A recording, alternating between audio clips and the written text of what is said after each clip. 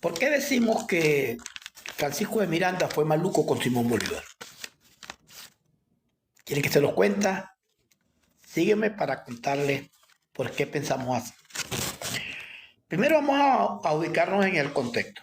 Vamos a ubicarnos en un contexto para que más o menos comprendan por qué yo considero que Francisco de Miranda fue de verdad maluco con Simón Bolívar. En 1810, el Congreso decide enviar a Bolívar, a Méndez y Bello, a Londres, a Inglaterra, con el fin de hablar con los ingleses para que los ingleses apoyen nuestra independencia. Bueno, Bolívar va comisionado con los papeles, con la exposición, con lo que Venezuela estaba solicitándole a los ingleses. Y aquí nos ubicamos el 11 en Inglaterra. ¿Qué ocurría?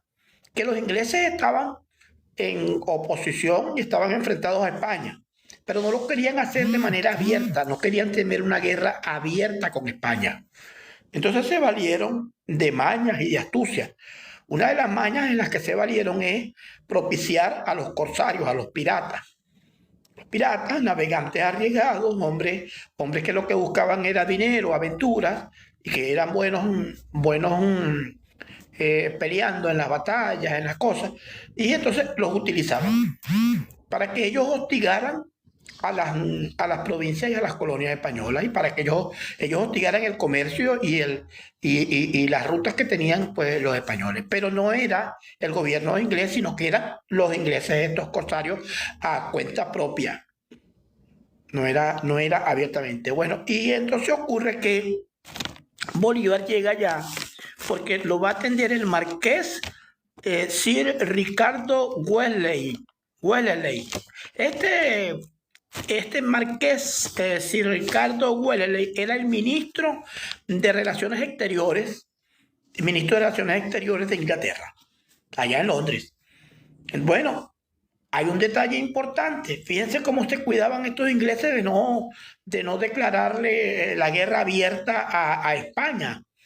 Que este ministro había recibido a otros representantes de otras colonias y de otros lugares, los había recibido en su despacho, en el Ministerio de Relaciones Exteriores. Pues a Bolívar no. A Bolívar lo recibe en su casa, casi como en la clandestinidad, casi escondido. Ahí en su casa recibe Sir Ricardo Wellesley a Bolívar. Bueno, Bolívar con aquella cordialidad y bello y tal, bueno, le presenta a Bolívar los pliegos, los documentos, las peticiones que lleva de parte del gobierno venezolano, del gobierno de la provincia de Venezuela. Siempre me corrigen esto, no digas Venezuela porque todavía no éramos república. Bueno, ok, de la provincia de Venezuela. Bolívar le entrega los documentos a este señor Wellesley, pero en la entrega de los documentos, Bolívar le da como 2 o 3 discursos. ¿Y cómo eran los discursos de ese Bolívar joven? Ese Bolívar que estaba levantando y comenzando en el brote de lo que era la independencia de la provincia de Venezuela. Eran discursos encendidos. Era ya basta de 300 años de esclavitud, de dominio. No queremos tener nada que ver. Queremos ser libres, queremos ser independientes. Con aquel ardor, aquella tenacidad que identificaba al Libertador.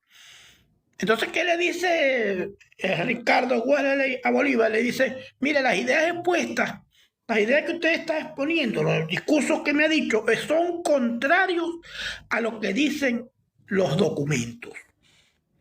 Son contrarios a lo que dicen los documentos. Es decir, que los documentos hablaban más suave, pedían que Inglaterra se acercara y propiciara y negociara y abriera una ventana pues, de comercio con Venezuela, que considerara a Venezuela independiente, pero más suave. En cambio Bolívar no, Bolívar era directo, Bolívar era fogoso. Y entonces se lo dice Wellesley. Lo que te dice aquí en los documentos no es lo mismo que me está diciendo. Entiendo. Intervenir. Pero, como decimos, con una diplomacia. Alguien dijo una vez que la diplomacia es la guerra sin las armas. Así se dice que es la diplomacia. Entonces, ¿qué pasa? Porque ¿qué creo yo que Francisco de Miranda fue maluco con Bolívar? Bueno, porque después que Bolívar sale de hablar con el señor Wellesley, Bolívar empieza a publicar. Bolívar era un hombre muy atrevido y era un hombre muy inquieto y sabía lo que era el valor de la prensa. Entonces Bolívar se acerca a un periódico que se llama el Morning Crónica, o la Crónica de la Mañana, pues. Y se va al Morning Crónica. Yo soy Bolívar, Simón Bolívar, vengo de parte del gobierno de Venezuela y quiero que ustedes me publiquen algunas cosas, algunos artículos que yo quiero que comunicar. Entonces, bueno, publica ahí en el Morning Crónica, publica sus ideas. ¿Cuáles eran las ideas? Pues las ideas de libertad, las ideas de que Venezuela quería ser independiente. No olviden que nos patrocina Sainz de Venezuela. Sainz de Venezuela para su emprendimiento. Sainz de Venezuela es la herramienta ideal para su negocio. Tiene que ver con todo el ecosistema administrativo, lo que es facturación, inventario, nóminas, declaraciones de impuestos. Todo lo consigue en Sainz de Venezuela. Acérquese, llámelos, búsquelos, consulte para que se dé cuenta que los costos de estas herramientas de Sainz, legales, no es que le va a llegar el CNA a quitarle la máquina de las facturas porque eso no está bien, no, esto está legal. Acérquese a Sainz de Venezuela. Se va a dar cuenta que el costo de estas herramientas está ajustado a su proyecto. Entonces le digo que fue un maluco Miranda con Bolívar, porque Bolívar comienza a publicar en ese periódico sus ideas, Miranda lo lee, Miranda se da cuenta que hay ahí en Londres un venezolano, un compatriota. Ya sabe quién es, porque conoce su familia, se conocía la familia Miranda, se conocía con la familia Bolívar. Acuérdense que el papá de Miranda, el padre de Miranda, era amigo del abuelo de Bolívar y del padre de Bolívar.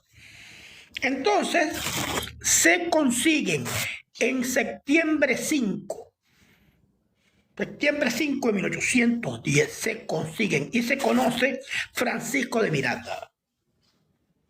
Bueno, ya lo conoce, Francisco de Miranda, sabe la altura que tiene Francisco de Miranda, la importancia que tiene Francisco de Miranda como militar, toda su trayectoria, todas sus ideas, y lo conoce y le dice y lo invita. Mire, súmese a la lucha de la independencia de su país, súmese a la lucha de Venezuela. Vamos, unámonos. Y lo convence. Miranda le dice, bueno, sí, me parece bien, extraordinario, vamos allá, vamos a Venezuela. Entonces, de una vez, de paso, le da una maleta. Le da una maleta de equipaje para que las traiga el Libertador antes y él viene después.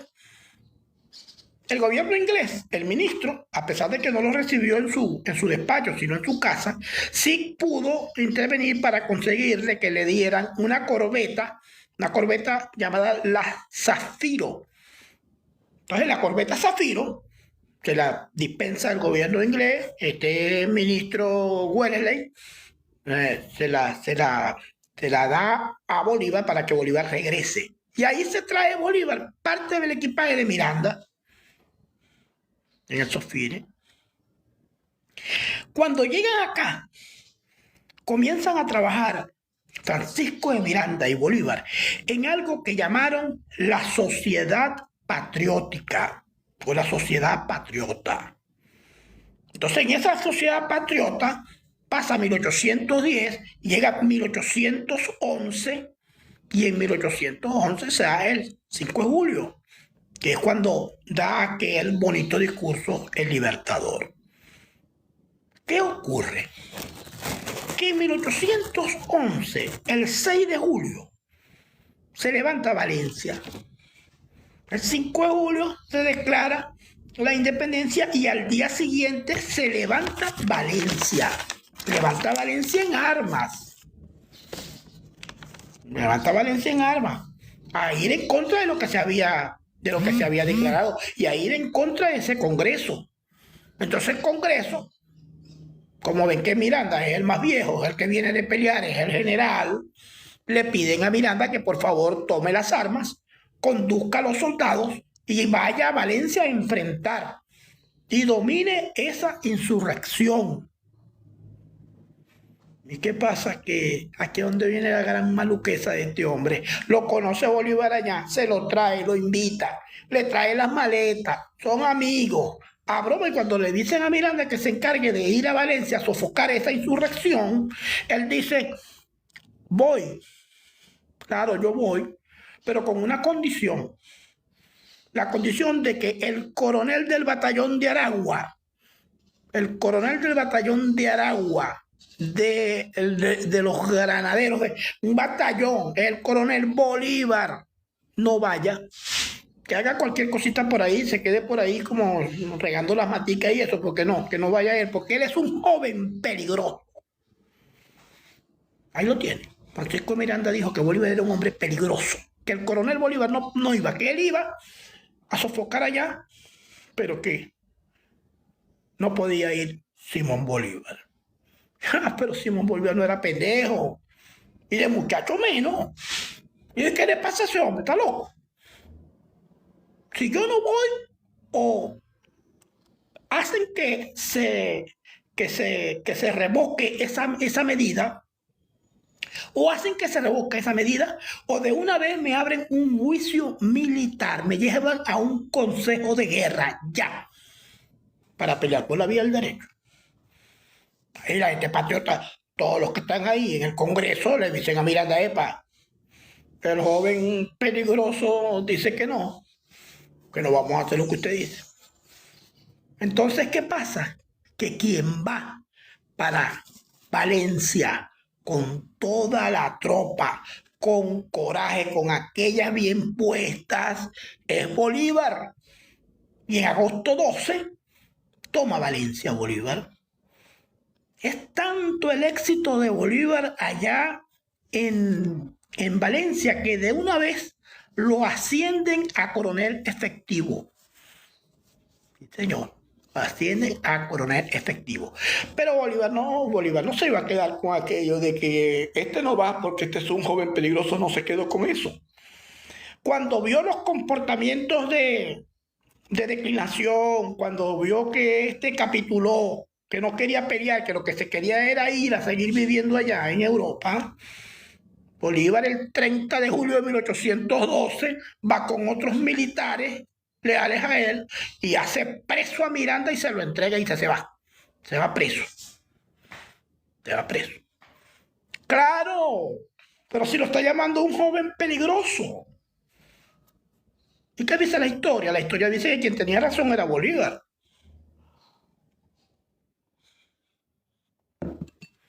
No es que vamos a denigrar totalmente de Francisco de Miranda, no vamos a denigrar totalmente de Miranda, pero sí tenemos que reconocer que tuvo un momento de muchísima maluqueza con el Libertador.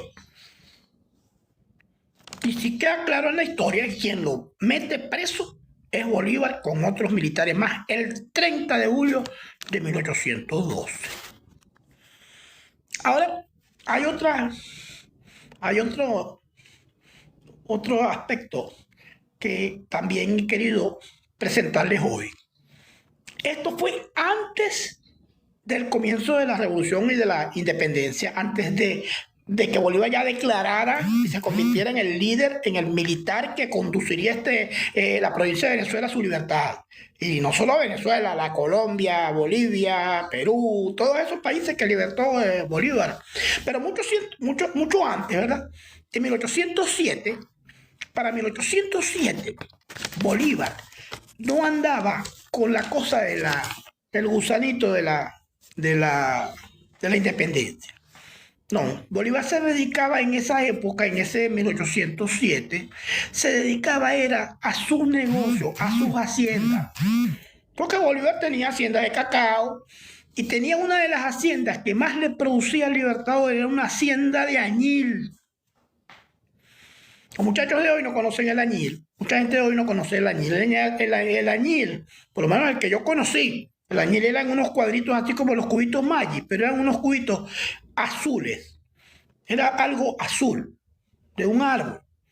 Y ese árbol, ese cubito azul, se echaba en la lavandería, en la ropa, para poner la ropa blanca, pero de un blanco impecable. Y entonces tener añil era tener haciendas, tener fincas de añil, era una producción de plata enorme.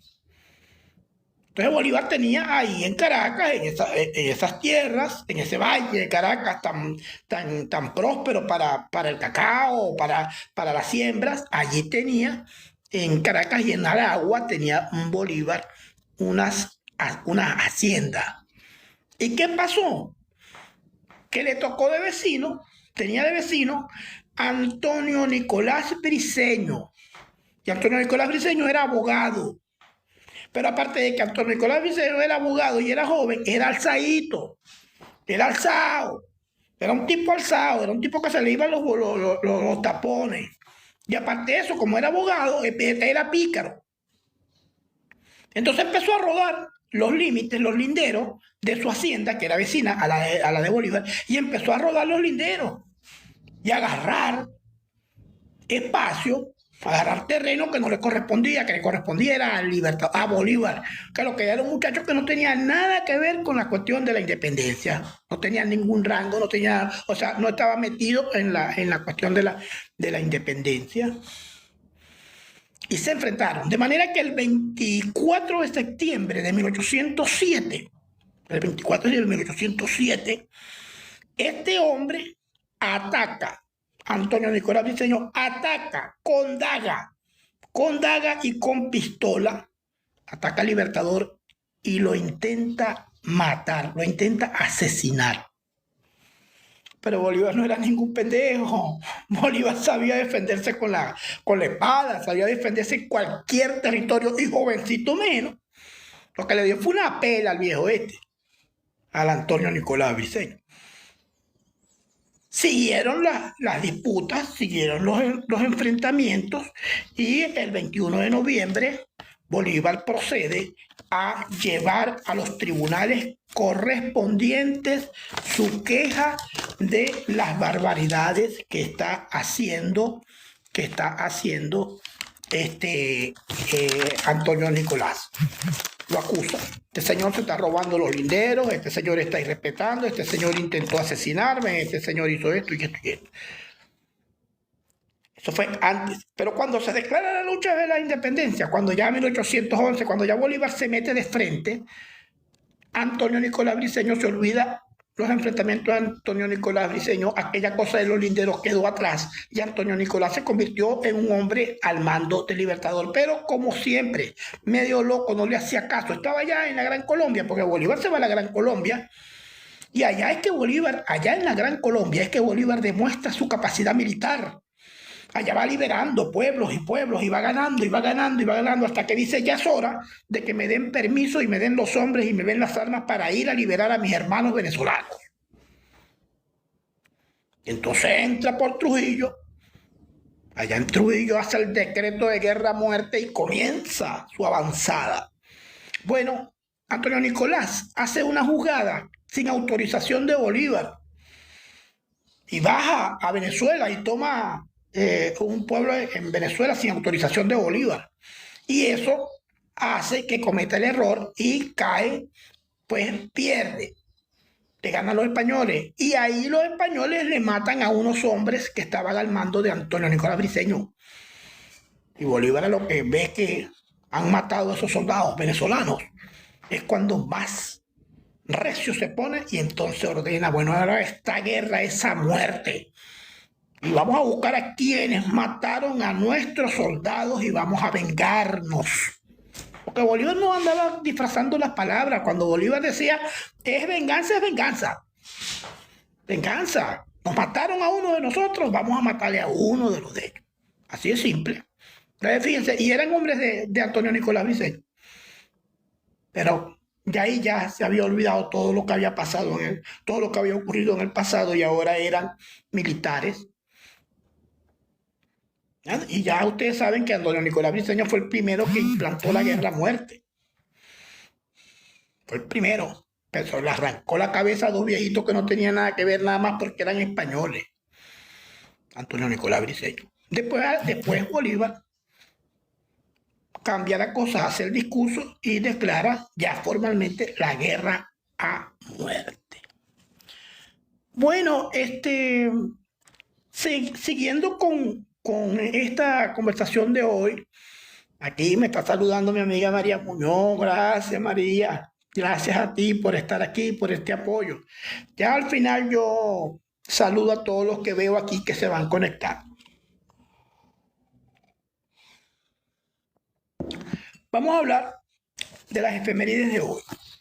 La efeméride de hoy, la más importante, yo creo que tenemos que conversar rapidito acá en estas efemérides, es que un 14 de marzo de 1879 nace Albert Einstein, el padre de la teoría de la relatividad, un científico alemán, la mente más brillante de la humanidad. Albert Einstein.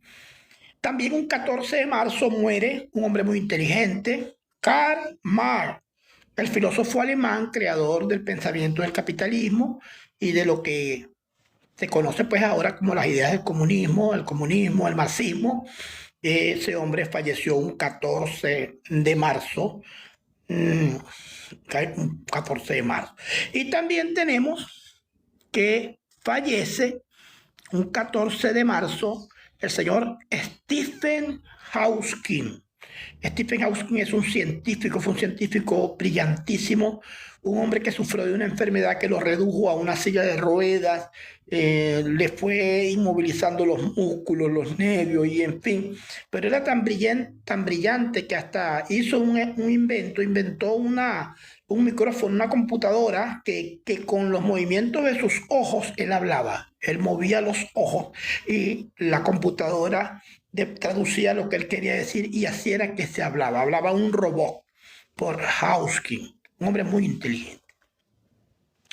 Pues vamos a hablar de Einstein un ratito. Einstein nació en Ulm, una ciudad alemana, y allá por 1933 Einstein se traslada a los Estados Unidos porque comienza la Segunda Guerra Mundial con las locuras de Hitler. Él se fue a los Estados Unidos a una institución que se llama Estudios Avanzados de Princeton. Los estudios avanzados de Princeton. Fíjense que Einstein ganó el premio Nobel por un trabajo que se llamó Exploración del efecto fotovoltaico, que eso permitió el desarrollo de la mecánica cuántica.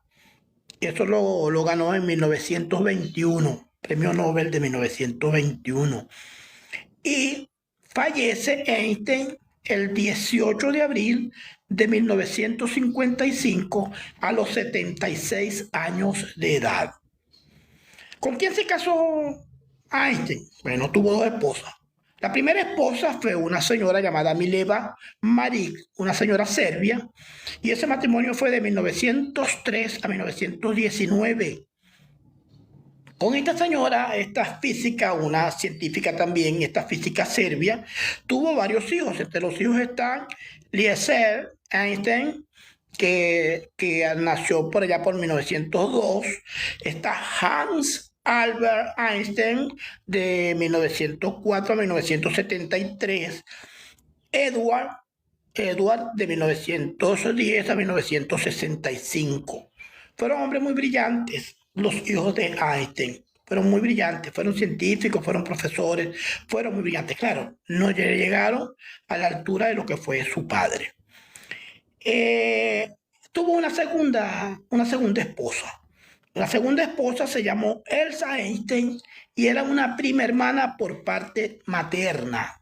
Una prima hermana por parte materna. Y vivió con ella de 1919 a 1936. Bueno, amigos tiktokeros, vamos a saludarlos aquí a los que vean rapidito. Aquí a quienes están por acá tenemos a Donéis, tenemos a Carlos. Saludos, profesor. Necesito información sobre la campaña de Guayana, batalla de San Félix. En realidad, amigos, busque los que yo haya publicado sobre eso porque no tengo tiempo. Yo soy una persona que tengo otro trabajo y de verdad que no tengo tiempo para ocuparme de ir y buscarle a usted ese tema específico, porque yo voy haciendo estas conversaciones con lo que voy encontrándome. Entonces, de verdad que quisiera responderle, pero busque que a lo mejor en algunos de estos temas que he tenido y que han quedado ahí guardados, ahí podrá usted conseguir alguna información. María Eugenia, saludos María Eugenia, ya te saludé, gracias por estar ahí. También está mi amigo Timbel allá, Rafael, siempre pues atento en ver el programa, mi amigo Rafael Tiano. Timbel es una lavandería ahí en Cuatricentenario, en la vía de Socorro, que se la recomiendo, altamente recomendada. No le estoy cobrando un bolívar a Rafa por esta publicidad que le estoy haciendo. El escritorio jurídico, saludos. Bianca, mi sobrina, Dios te bendiga, Bianca. Abrazos y besos. Jesús Mejía, Casatra, Demiton, también se han unido. Están por acá, Deris Valdemar. Están acá, Ucher 2231, Ucher. Póngale nombre Uche para podernos felicitar. Rafael Adarmes. Adarmes son apellidos de músicos, de cantantes. Yusneidi, saludos Yusneidi. Gustavo Molero. César se ha unido. César 687. También se ha unido J. Loroima, Jorge Luis, saludos, Jorge Luis Hernández, Jorge Luis Marcelo, también saludos, María Gómez, saludos, María, Gerardo Rincón, qué bueno verles por acá, Néstor Farray, Francis Rivero, Máximo, Guillermo, muchos saludos, Guillermo, muchos abrazos, José Fernández, Carlos se ha unido, Yaracuy Rodríguez, qué bonito, ¿no? Primera vez que veo a alguien que pone el nombre de un estado tan bello como Yaracuy y es su nombre, pues acá, Yaracuy Rodríguez. El bien frío vi, caramba, qué cosa tan rara que está bien frío. Vamos a ser caliente, compañero. Daisy Villalobos, saludos a Daisy. Saludos a Daisy, a Luis Pirueta, a Wilfred José, a Samuel, Adela, Jesús, Carmen, Leiron León, saludos Leiron, Carmen, saludos, Luis Flores, Juan Rafael, B.A.R., no sé, será, es bien complicado saber qué apellido es con B corta, B.A.R., Varillas, puede ser Varillas. Ucher 5631, Ucher, póngale nombre Ucher para poderla felicitar. Levia Van der B, Levia, saludos. Eliodora Floria, también está Ucher 4461, Ucher, póngale nombre Ucher. Póngale nombre, eso no le cuesta nada. Librería Tradicional, saludos a la librería tradicional. Samuel, Alejandro, Marta, Johan Chillemi, JRB 1994, Adriana Izaguirre, Gallito.com, saludo a Gallito. Dios es mi guía y también la mía. Dios tenga siempre el cuidado de estar protegiéndonos. Neudo Antonio G, saludos. Carielis también. Ucher 84, Ucher 5841, Ucher, póngale nombre Ucher. Gabriela Ulloa, Leopi Romero, Silvia Vera, Joa, hola Joa, Luis Algarín, Willy 59. Bueno, amigos aquí que se han acercado para escuchar pues esta conversación de hoy. Ya estamos a viernes 14 de marzo, viene el fin de semana, estamos muy cerca y vamos corriendo a toda mecha con la cuchara a fondo, vamos acercándonos a la Semana Santa. Así que viernes 14, viernes quincena, cuídese, disfrute y ahorre su platica, ahorre sus cobritos. ¿Para qué? Para que ahora en Semana Santa pueda ir allá a ese monumento nacional del turismo, que es el Parque Nacional Morrocoy. Esas playas de Falcón, esto es una belleza.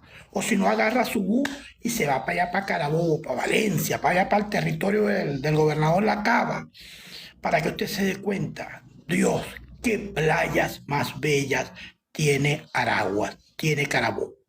Es una belleza.